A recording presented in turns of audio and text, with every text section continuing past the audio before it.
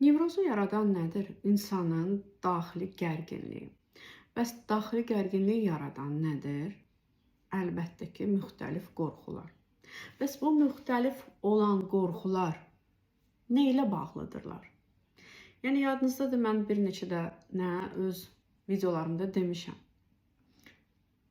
Nevrozun əsas səbəbi, fəlsəfəsi bu, istəyirəm, olmaz, istəmirəm, amma lazımdır. Yəni, əslində simptomlarla mübarizə aparmaqdansa, düzdürmü? Yəni ki, simptom hər zaman üzdə olan problemdir də. Yəni, kökündə olan bu səbəbləri aradan qaldıranda, səbəbləri sən yox edirsənsə, simptomlar necə ola bilər ki də? Mümkün deyil. Vəssalam, simptomlar artıq yox olmağa başlayırlar. Çünki səbəb o simptomu yaradan səbəb yoxdursa, vəssalam. Baxın, bu insanların hər zaman deyirik ki, bu nevrotik şəxsiyyət tipidir də bu insanlar, düzdürmü? Yəni, nevrotik şəxsiyyət tipi bir bazadır, bir səbəbdir ki, nevroz pozuntusu yaranır, düzdürmü? Yəni, müxtəlif bir uzun müddət çəkən gərginlik olanda artıq insanda müəyyən bədənində simptomlar yaranır.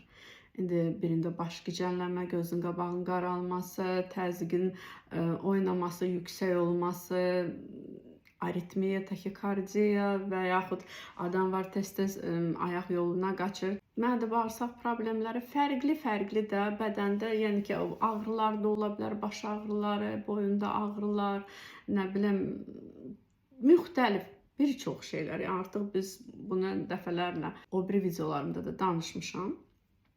Yəni, insan nə ilə mübarizə aparır? Əsasən bir çoxu, yəni həkimlərə müraciət edəndə, yəni mənə bu təzyiqim üçün bir hansısa dərman yazın, baş ağrılarım üçün, başım gicəllənməsi üçün, yəni kimdə nədirsə, onun üçün, düzdürmü? Və müəyyən qədər stabilləşdirir. Amma yenə də deyirəm, kökündə olan o səbəb elə oradadır. Onunla heç kəs heç nə etmir. Yəni, onunla kim nə edə bilər? Ancaq insan özü. Onunla sən nə zaman nə isə edirsən, ən birinci sən fərqində olanda ki, bax, kökündə budur ya, bax, budur hər şeyə səbəb. Mən bunu aradan qaldırmasam, mən bir ömür boyu hələ təzyiqimlə əlləşəcəyəm, nə bilim, gözümün qabağının qaralması ilə. Yəni, indi kimdə nədir, düzdür? Baxın, nə baş verir? Gəlin, bax, belə izah edeyim də. Bax, indi siz məni izləyirsiniz, düzdür? Mənim ruhumu və yaxud mənim psixikamı ayrıca məndən ayrı görmürsünüz ki, düzdür? Məni bütün bir varlıq olaraq görürsünüz də. Mən öz ruhuma əziyyət versəm, mən öz ruhumu hər zaman bir zorakılıq göstərsəm özümə, psixikama, düzdürmü? Yəni, onu sıxışdırıram da, məcazi mənada desək, nə olacaq? Bədən başlayır dözməməyə, düzdür? Çünki bu bir bütündür axı. İnsanın ruhu, psixika, nə varsa, sinir sistemində, sənin bədənində, dərində, başında, beynində, qulaqlarında o cingilti falan ses eşidirlər, elləri. Bəs bunlar nədir? Çünki bütün nə varsa bizdə, hər bir şey bir-birinə belə çox kip şəkildə bağlıdır. Və onun buna təsiri, bunun ona təsiri o qədər normaldır ki. Yəni, niyə deyirik ki, nevroz olan insanlar, nevrotik deyək də, nevroz başqadır, nevrotik başqa. Amma ki, nevrotik əsasən çox vaxt nevrotik insanlarda rast gəlinir də nevrozlar, düzdürmü? İndi nevroz, məsələn, narsistlərdə falan da rast gəlinə bilər. O demək deyil ki, sırf nevrotik insanlarda. O başqa. Yəni, daxildə deyirəm, kökündə duran səbəb. Bax, gəlin, indi müxtəlif variantlara baxaq da. Baxın, illərlə, məsələn, bir insan, deyək ki, bu bir qadındır. Məsələn, qaynana müxtəlif qaydalar qoyub da, hər gün 3 cür xörək bişirməlisən. Gəl hər gün mənim evimi də yığışdır, toparla, təmizlə. Məsələn, özünün gücü, əhvalı, hər şey normal yerində. Amma müəyyən qayda qanunlar qoyub. Məsəl üçün bizdən icazə almadan sən heç yerə çıxa bilməzsən. Bir çox şeylərdə. İndi bu tutalım ki, bu bir qadın idi, dedim hə. Məsələn, bir kişidir, qadını həyat yoldaşı dominant bir şəxsdir. Onu hər zaman dəhşət çox izləyir, soruşur hardasan, neynəsən, kiminləsə, çox tez-tez konfliktlər yaradır. Yəni qısqanclıqlar üzərindən də. Yəni belə sıxma boğmada saxlayır da insanı da və məsələn də onun özgüvəni azdır deyə, öz dəyəri çox zəifdir deyə, ona görə elə bil ki, baskı göstərir bu insanı. Qorxuları çoxdur. Qorxuları onu sövq edir ona ki, həyat yoldaşına baskı göstərsin, düzdürmü? O həyat yoldaşı da tutalım ki, nevrotik bir şəxsdir və necə reaksiya verir? Çalışır ki, məsəl üçün də xanımı da çox əsəbləşməsin, eləməsin və istəmədiyi bir çox şeyləri eləyir. İstəmədiyi halda 100 dəfə onun telefonunun zəngini açır, istəmədiyi halda tutalım ki də həyat yoldaşının tərəfindən hansısa bir insanlar var, heç onları sevmir, amma məcbur onların bütün xeyir işlərinə gedir, ona gedir, buna gedir. Bilirsiniz necə bir çox şeylərə özünü məcbur eləyir. Tutalım ki, bir çox şeylər istəyir etmək, dostları ilə daha tez-tez görüşsün, amma ki, o görüşmələri təxirə salır, getmir, bir çox şeylər özünə qarşı edir də. Yəni biz nə deyirik? Bu insanlar necədirlər? Başqalarına qarşı çox vicdanlı, özlərinə qarşı vicdansız, mərhəmətsiz. Düzdür? Yəni kökündə duran odur ki, qorxur ki, tutalım ki də mən həyat yoldaşıma qarşı biraz həyatımı istədiyim kimi biraz yaşasam, evdə huzursuzluq olar, arvadım, həyat yoldaşım başlayacaq uşaqlarla pis yola getməyə və yəni bunu ola bilər də hələ müşahidə edir də, biraz istədiyi kimi davrananda o da evladlarına qarşı aqressiyasını göstərir, yəni xanımı, həyat yoldaşı, düzdür? Yəni uşaqlar da ki, zəng eləyir, tutalım ki, şikayət edirlər ki, pes belə dedi, mama bizə ora qoymadı, bura qoymadı, bizi ilə dava eləyir, boş yeri bizə incidir də bir sözlə, psixoloji belə zorakılıq göstərir. Və yəni bir şəkildə huzursuzluq olmamaq üçün, cürəbəcür şikayətlərin olmaması üçün başlayır bu insan özündən elə bil vazgeçməyə də, düzdürmü? İstəmir, edir, istəyir, amma eləmir. Yəni hər biriniz kimdə həqiqətən də nevroz varsa, siz baxın, siz nədən qorxursunuz? Ən əsas qorxunuz nədir? Qorxunuz sizin var, mən tutalım ki də qaynanamın gedib həftədə bir dəfə, 2 dəfə evlərini yığışdırmasam, səliqə səhmana sağlamasam, toparlamasam, o da mənim həyat yoldaşıma məni şikayət edəcək. Həyat yoldaşım sonra mənlə pis rəftar edəcək, sonra evdə günümüz, güzaranımız olmur. Gəl hələ mən bunları edim ki, mənə də evdə yaxşı davransınlar. Düzdürmü? Yəni ki, yaxşı davranılsın deyə ona, az-çox ona qarşı mülayim olsunlar deyə, yəni bunları məcbur etmiş olur. Halbuki tutalım da o qaynananın, tutalım ki başqa gəlinləri də var. Tutalım o qaynananın qızı da var. Düzdürmü? Yəni ki özü də hələ edə bilər. Bildiniz necə? Yəni burada görürsünüz ki bir insanı hələ bir qəşəngcə istifadə edirlər onun və bu qorxaqlığından, üz yumşaqlıq deməyəcəm, qorxaqlığından deyəcəm, istifadə edirlər. Yəni ki, insan baxmalıdır, sənin uzun müddətdir sürən bir gərginliyin var. Sən uzun müddətdir çox bir şeyə qatlanırsan. Bax, bu qatlandıqların nədir? Niyə sən çözmürsən? Bax, daxili konflikt hər zaman.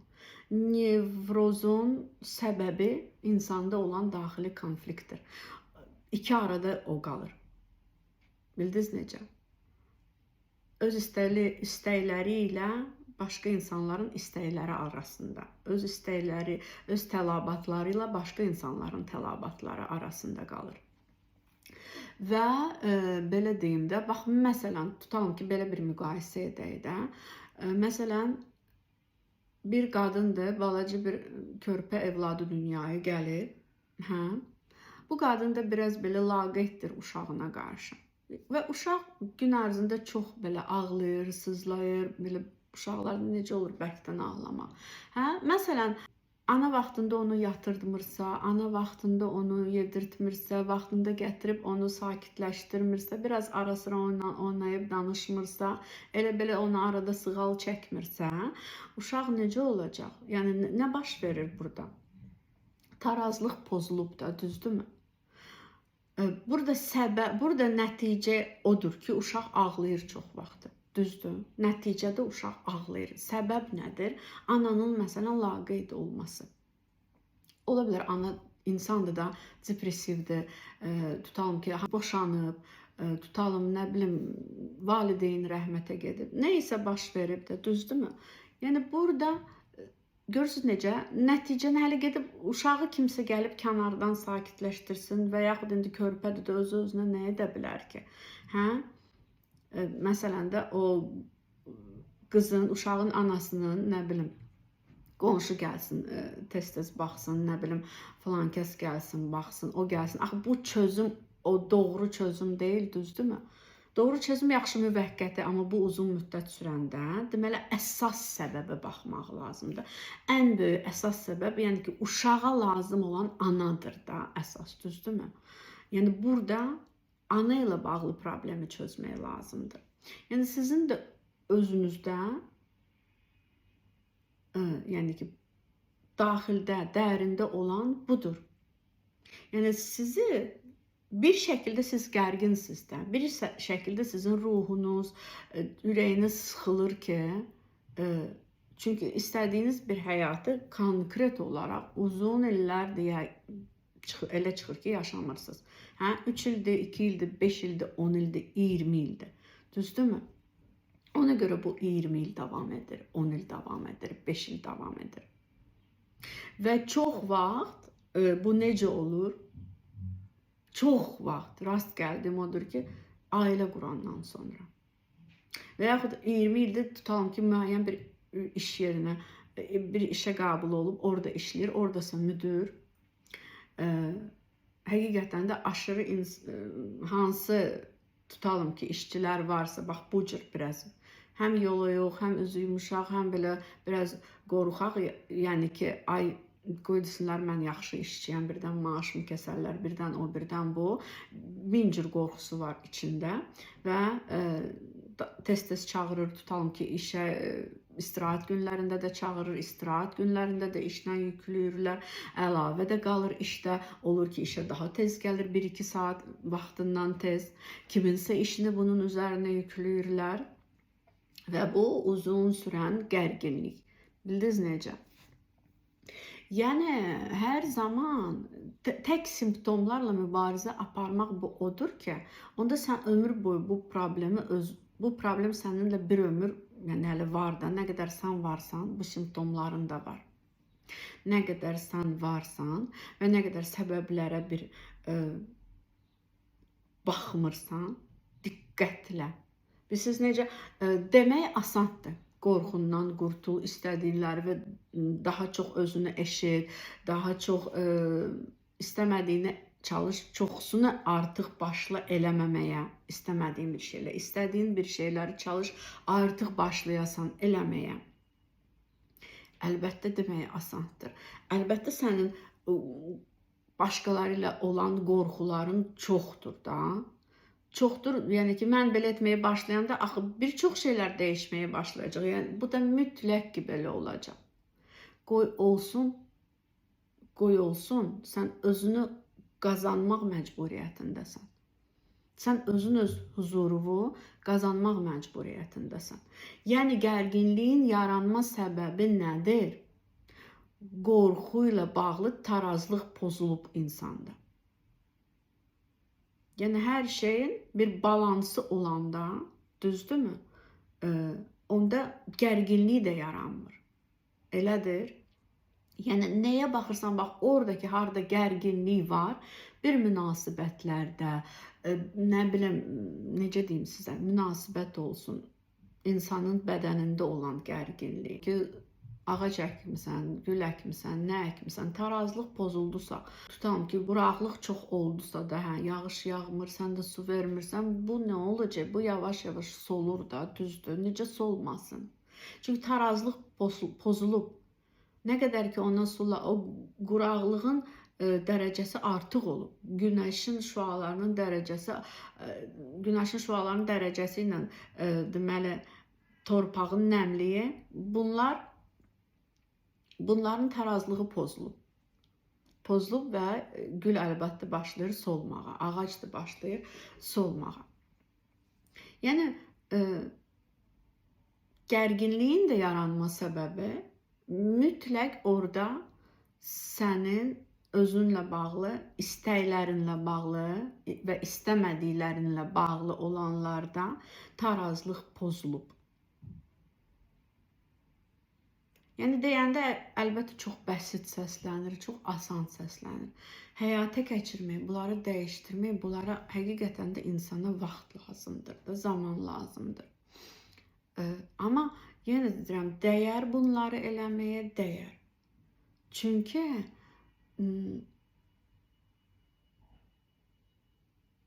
yəni artıq bu gülü əkmisən də, sən istəyirsən də həyətində bu gül olsun, bu ağac olsun. Sən istəyirsən də bu ağac böyüyəcək, onun kölgəsində dincələcəksən. Yəni ki, insan da elə. Sən qulluğu özünə düzgün etmədinsə, bu qulluq etməməkdir də, özün özünü eşitməmək, qulluq etməməkdir də. Özün özünə, yəni ki, insan öz tərəfində, bax hələ bil ki, sən düşmənin tərəfində olmayacaqsan, düzdür? Bu düşmənin tərəfində olmaqdır da, sən hər zaman özünə qarşısan. Özünün əleyhinə hər bir şey edirsənsə, istəmədikləri eləyəndə, istədikləri eləməyəndə bu nədir? Bu düşmənçilikdir də. Yəni vacib deyil ki, kimsə gəlib kənardan bir düşmənçilik etsin. İnsanın özü-özünə elədiyi düşmənçiliyi kim edə bilər? Onun qədər heç kəs. Yaxşılığı da özünə onun elədiyi qədər heç kəs edə bilməz. Ona görə yəni ki, çalışın öz dostunuz olun. Nəticədə yəni ki, bu lazımdır. Dost nə istəyir? Dost sənin yaxşı gününü istəyir. Yaxşı dost yaxşı gününü istəyir. Yəni sən özünə yaxşı dost deyilsən də. Sən özü dəstəkləyə bilmirsən. Sən hər zaman başqalarının tərəfindəsən. Sən hər zaman özünə arxa çevirirsən. Sən hər zaman sənə nə lazımdırsa onlara göz yumursan. Demək olar ki də hər zaman. Başa düşdünüz necə? Siz necə? Konkret bir situasiyalar var da burada sizin həyatınızda. Konkret bir situasiyalar var ki, orada siz uzun zamandır eyni cür davranırsınız, istəmədiyiniz kimi davranırsınız. Özünüzdən də tələbləriniz çoxdur. Özünüzə yüklənməyiniz burada çoxdur. Yəni nevroz ona lazımdır ki, nevrotik insana özü haqqında təəssüratı, özü ilə bağlı təəssüratı yaxşı olsun. Mən yaxşı insanım. Mənə görə niyə kiminsə əhval-ruhiyyəsi pozulsun? Kiminsə əhval-ruhiyyəsi pozulanda nevrotik insanın əhval-ruhiyyəsi daha çox pozulur ki, ay mən onun xətrinə dəydim, mən səhv elədim. Yox, eyb yox, mən bir təhər dözərəm. Mənə görə onun tutalım ki, təzyiqi qalxdı. Hə? Artıq sən o istədiklərini eləməyəndə o başlayacaq özünü tutalım ki, pis hiss etməyə. Amma bir şəkildə öyrəşməlidir də. Bəs illərlə sənin təzyiqinin oynaması yaxşı idi. Bəs illərlə tutalım ki, sənin baş ağrıların, illərlə sənin mədə bağırsağında olan o spazmlar, nə bilim, gah ishal, gah nə bilim nə.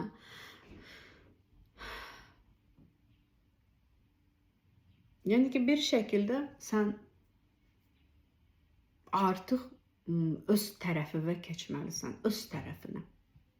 Düşmənin tərəfindən, düşmən yox da, yəni öz əleyhinə eləmirdin hər bir şey. Artıq yəni özünü özünə tərəf çevir və bax. Bax, qorxmadan bax. İnsanları qorxuları çox şeylərdən yayındırır. İnsanların qorxuları onları, yəni ki, belə deyə də doğrudan məhv edir də. Yəni ruhunu incitirsənsə, ruhun da başlayacaq bədənini incitməyə. Bədənin ağrıyanda, əziyyət çəkəndə vəssalam da sən artıq heç nədən həzz ala bilmirsən, hər şeyə qıcıq olursan, insanlarla münasibətin korlanır. Yəni özünü seçdiyində hər şey artıq qaydasına düşməyə başlayır. Özünə seçməyəndə, özünə hər zaman arxa çevirəndə nə olursa olsun mənfiyə doğru gedir. Belə.